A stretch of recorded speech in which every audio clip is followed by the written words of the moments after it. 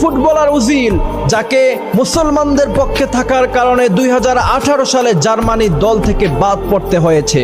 যিনাকে 2014 সালের বিশ্বকাপ জয়ী জার্মানি দলের প্রাণ ভ্রমরা বলা হয়, যিনি ইংল্যান্ড এবং স্পেনের অনেকগুলি ফুটবল ক্লাবে তিনি খেলেছেন। সাধারণত খেলোয়াড়রা মাঠে খেলায় গোল করার পরে আমরা দেখতে পাই হই হুল্লোড় করে নাচানাচি করে, কিন্তু মুসলিম ফুটবলার উজিলকে আমি দেখতে পেয়েছি তার গোল দেখে অন্যান্য খেলোয়াড়রা পর্যন্ত নাচানাচি শুরু করলো, কিন্তু আল্লাহর বান্দা এই ফুটবলার উজিল সে হই হুল্লোড় নাচানাচি না করে সেই মাঠের মধ্যেই সেজদা দিয়ে বুঝিয়েছেন গোটা বিশ্ব দেখো আমরা যেখানে যাব মুসলমানরা মুসলিম সংস্কৃতিকে আমরা বাদ দিব না।